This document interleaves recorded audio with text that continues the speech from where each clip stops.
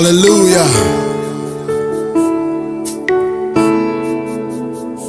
Yes. Bonsoir tout le monde. Ce soir, nous sommes très contents parce que nous débutons avec notre série Un jour à la fois. Un jour à la fois pour cheminer avec Christ. Parce que nous allons passer ensemble 40 jours. 40 jours pour un changement de vie. 40 jours pour une vie transformée. 40 jours pour se préparer pour la nouvelle année. En cet instant, invitons le Seigneur afin qu'il puisse être avec nous et qu'il puisse toucher nos cœurs par sa parole. Éternel, notre Dieu, notre roi, nous te disons merci. Merci pour la vie. Merci parce que tu nous aimes. Et parce que tu nous aimes, tu as donné ton Fils qui est mort à notre place sur la croix. Et en lui, nous pouvons avoir la vie éternelle si nous croyons en lui et si nous confessons son nom. Et si nous confessons qu'il est mort et qu'il est ressuscité. Merci Seigneur. Merci pour tout ce que tu fais déjà dans notre vie. Et merci Seigneur pour cette série qui commence. Merci parce que nous savons que tu prends soin de nous et que tu vas parler à notre cœur pendant ces 40 jours. Produis des changements véritables dans notre vie afin que nous soyons des enfants qui grandissent dans la foi et dans l'amour. Nous t'adressons cette prière, non en vertu de nous, mais au nom de Jésus, ton Fils, qui vit et qui règne au siècle des siècles.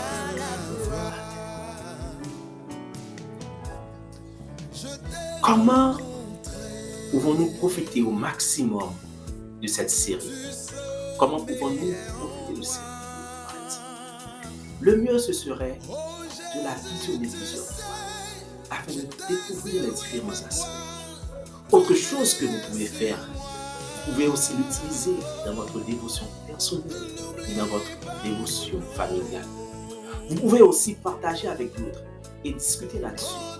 Et s'il vous plaît, ce serait très important de nous laisser un commentaire afin que nous puissions savoir ce qui se passe dans notre vie et si vous avez bien reçu le message et pour que nous puissions vérifier ce que Dieu a fait dans notre vie par sa parole. Ce soir, nous allons méditer une portion de l'Écriture que nous trouvons dans Colossiens chapitre 1er, le verset 16. Voici ce que nous lisons. Car en lui ont été créées toutes les choses qui sont dans les cieux et sur la terre, les visibles et les invisibles, trône, dignité, domination, autorité. Tout a été créé par lui et pour lui. Tout commence par Dieu. Ce texte nous montre exactement que l'homme n'est pas le centre de l'univers. Nous ne sommes pas le centre de l'univers. Tout ne tourne pas autour de nous. Nous avons tendance à mener une vie égocentrique où tout ce que nous faisons tourne autour de nous. La réalité, c'est que Dieu a créé toutes choses et toutes choses ont été créées pour lui et par lui. C'est très important et l'apôtre Paul avait bien souligné cela. Par lui et pour lui. C'est Dieu qui a créé l'univers, tout ce qui est dans les cieux, tout ce qui est sur la terre, toutes les choses invisibles et les choses visibles, tout a été créé par lui et en lui et pour lui. Avec ceci, nous devons savoir que lorsque nous menons notre vie, nous ne pouvons pas la mener pour nous. Nous ne pouvons pas mener notre vie comme si nous en étions maîtres. Nous devons savoir que Dieu, c'est lui qui est le maître de notre vie.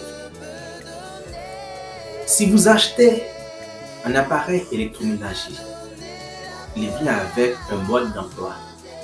Et ce mode d'emploi, il nous vient du fabricant lui-même. C'est lui qui va vous dire comment utiliser cet appareil.